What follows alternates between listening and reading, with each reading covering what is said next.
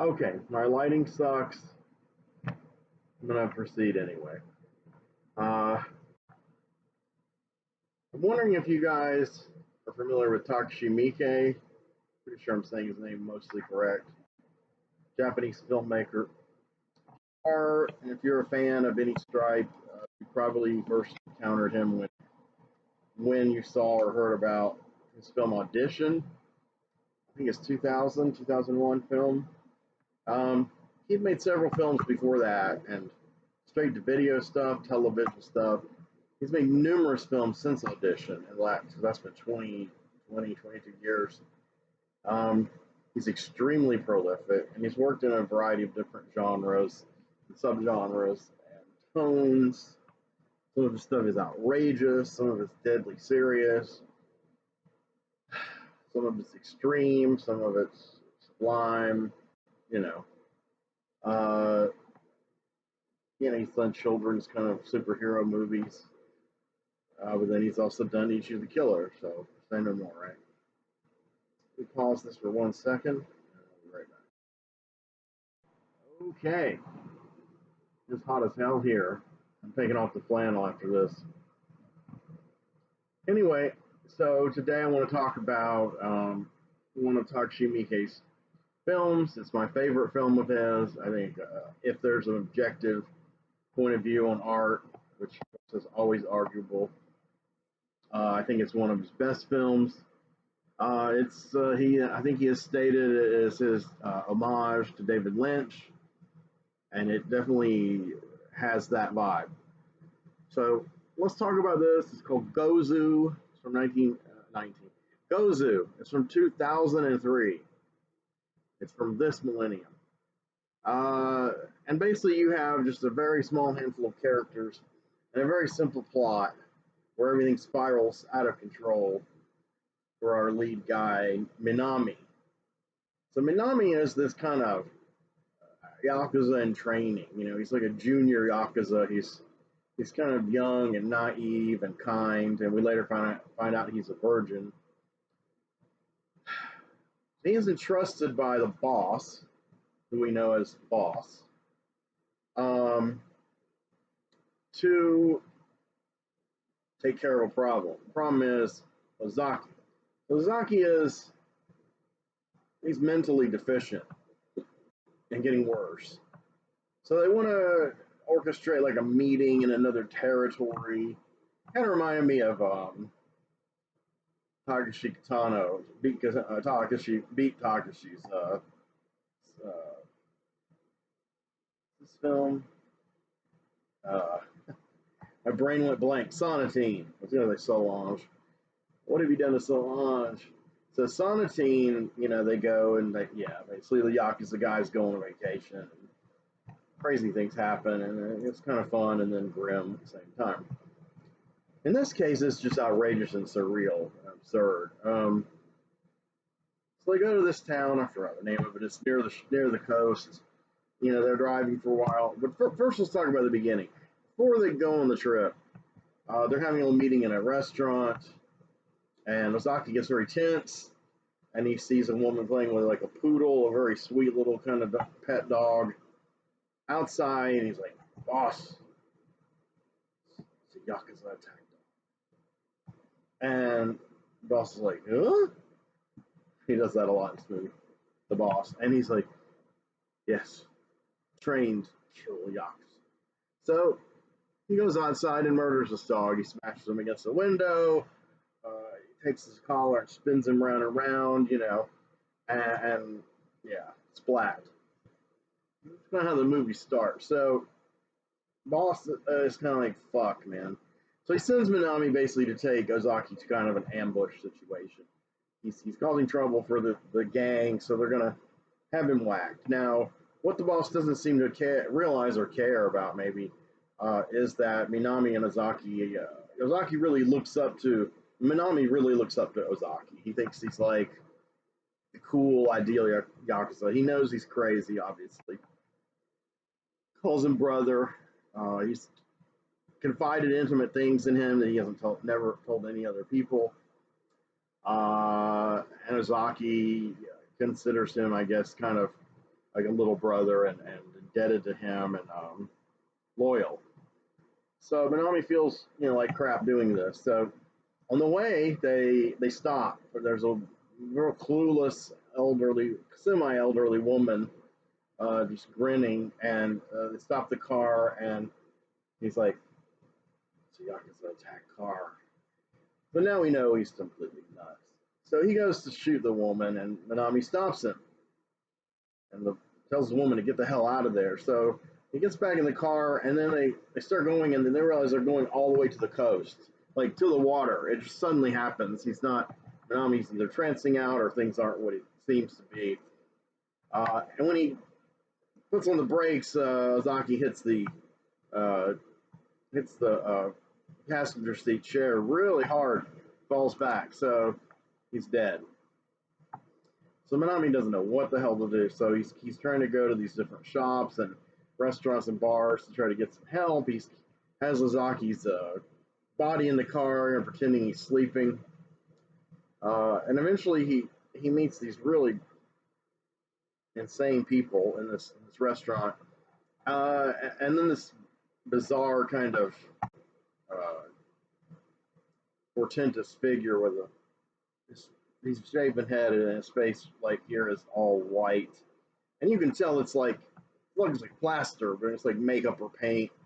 And he tells him, "I was born this way, I'm strange," and and Minami's thinking, well, why is he lying, When Minami goes back to the car, Ozaki's gone, so he kind of flips out.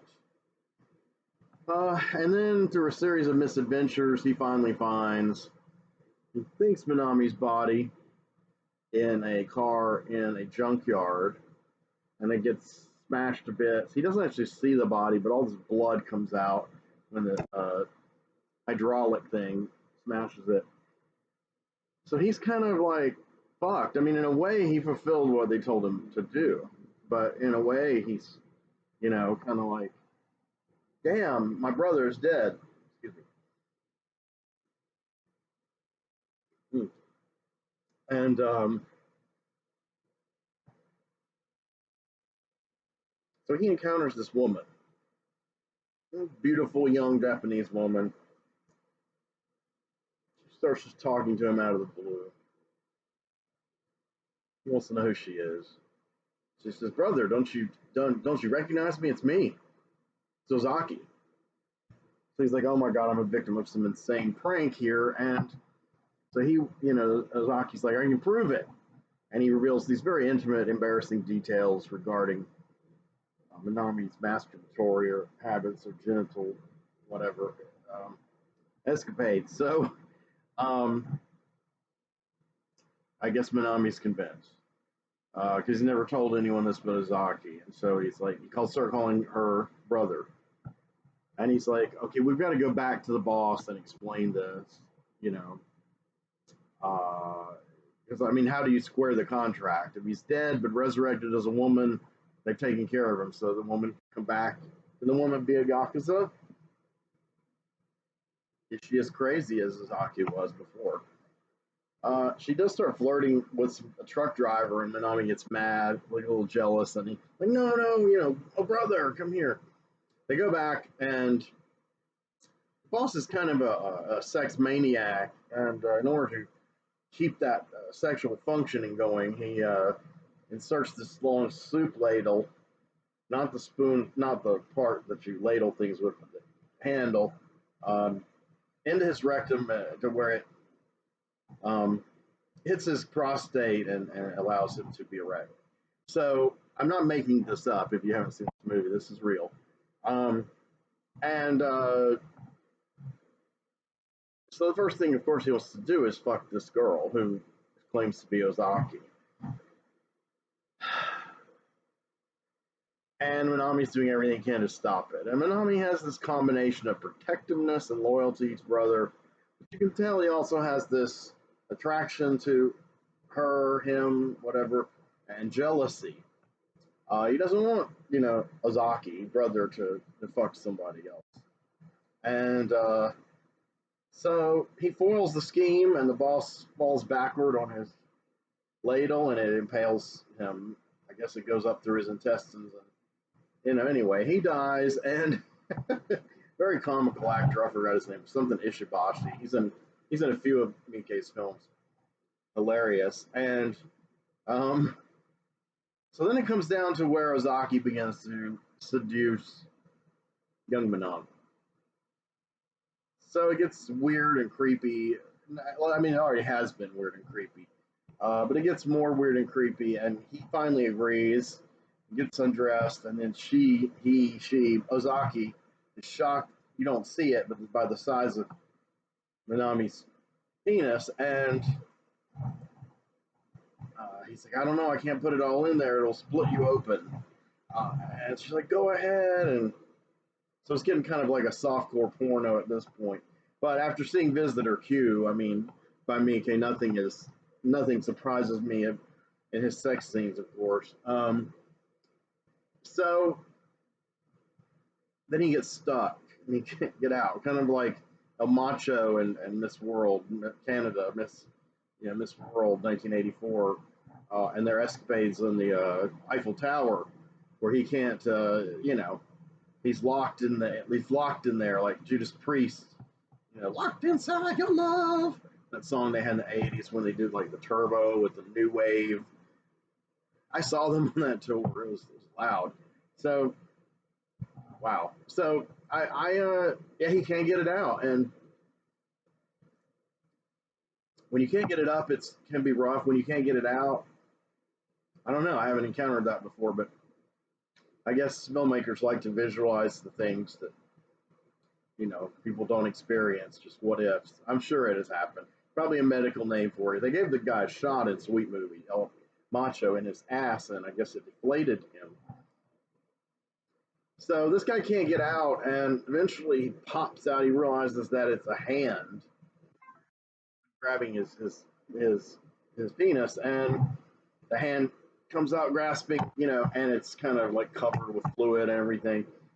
Oh my God! And the woman's screaming, and bit by bit by bit, a man climbs out of her vagina. Even, a full-grown man, even though it defies all laws of physics. How did he crawl? How did he occupy her body in space? It's kind of like when you see horror movies where you've got like a creature on four legs, and then I can't remember the movies, but the back opens up, and out of the back comes all this stuff, or person, or tentacles and shit. How did they fit in there when the body's only like this? So Miike's like, fuck the laws of physics, and he pops out. It goes pop, and it scoots on out, and it's covered in fluid. It's Ozaki. His hairstyle pompadour is still every hair in place, just very covered with goop, and yeah. And then the three of them go off and are happy together. Okay, so that's like the story. The tone of this, obviously from the beginning the attack dog scene, Yakuza attack dog is hilarious. I always love that. The journey with Minami, which I haven't gone into a lot of detail because there's a lot of incidental little things, but you have to kind of watch it. It's like David Lynch. It's like there will be these non sequiturs, characters that come out of nowhere and they'll do something weird, and they don't really have a function in the plot. They're just to freak out Minami, to create the atmosphere. And the soundtrack is largely this kind of noise-scape, kind of like Lynch did the sound design in Twin Peaks: The Return, which came out 14 years after Gozu, but of course it harkens back to Eraserhead from 1977. David Lynch was an early influence on industrial music and noise avant-garde music. He's always played music. He's played conventional music too. He sings, plays guitar, whatever, writes songs. He's a brilliant guy. You should check his movies out if you haven't seen David Lynch. He's pretty good. So it's that tone of weirdness, and I don't think it's forced or overdone. If you think that the first time you watch it, I suggest watch it again, because then you'll have gone through the journey of the total craziness at the end, the Cronenberg-like madness. And I think you'll find that you settle into that groove, and you're kind of with this hapless character, the protagonist, in this series of increasingly bizarre and eccentric, absurd and surreal scenarios. I didn't have that written down either. So I gotta say, I love this movie. Did I mention that right?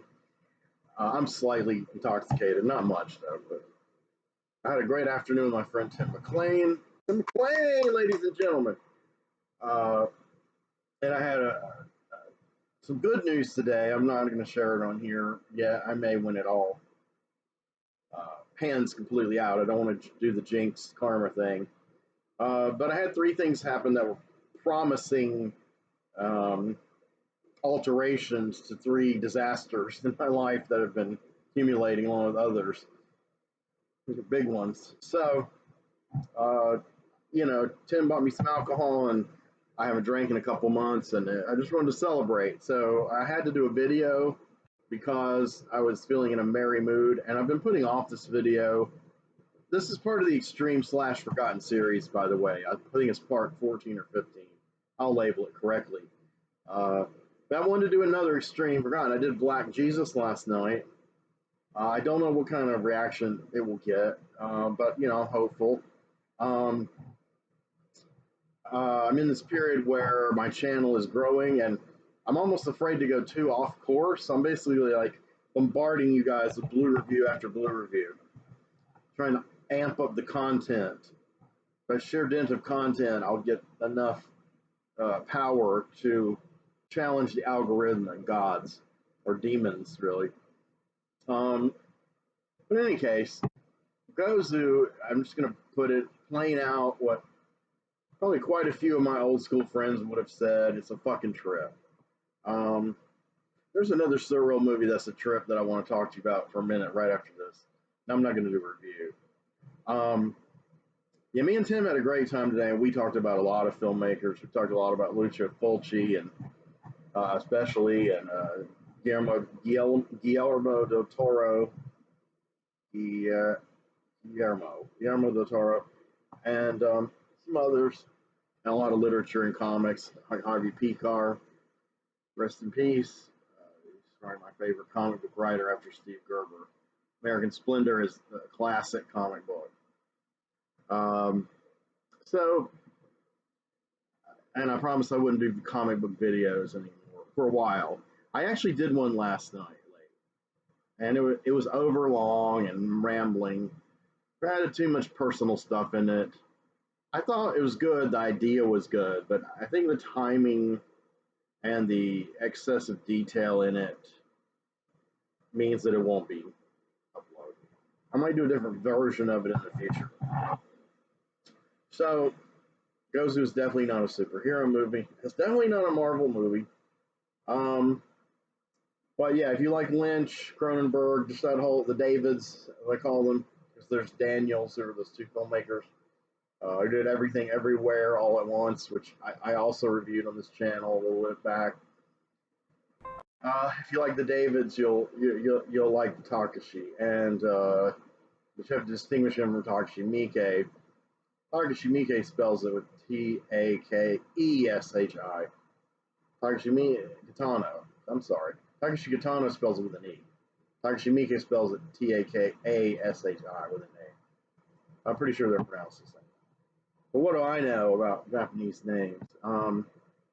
There's an Extreme Forgotten episode that there's 2 that I'm really gearing up for now. There's been one I've been working on forever. I'm kind of excited about. But I wanted to get this one out of the way. So I give Gozu a thumbs up. It's not on Blu-ray. I can't believe it. I've been searching up and down. So I have the old DVD. It's somewhere. Oh, it's way over there. I don't think it's quite out of print yet, but it's getting harder to find. So I'm not going to sell it for a little bit. I don't know if it's streaming. It was streaming on Amazon Prime last time I was on Prime, but I didn't renew my Prime in January after being subscribed for like 7 or 8 years, with maybe one little lull. So that's it. I want to thank my patrons and friends, and thank you, Tim McLain, and I will move on to some more material in the next episode. And once again, I want to thank you guys for the reception. My last several BLU reviews have gotten, like my last dozen, have mostly gotten a lot of likes, you know, compared to what I usually get, and quite a lot of views. Some of them an insane amount of views, and I don't know who's viewing them, but thank you. If you want to contribute to the channel, things to review, send them to me. My info's in the description box below. If you want to help me out, you can PayPal me at the same address. I'm still just a few inches from losing everything, but today I got a slight foothold, so we'll see what happens.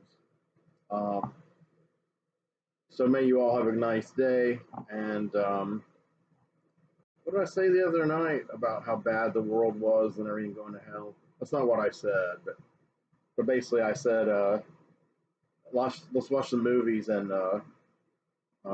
enjoy life, you know, while we can. So take care, and I will see you on the proverbial flip side.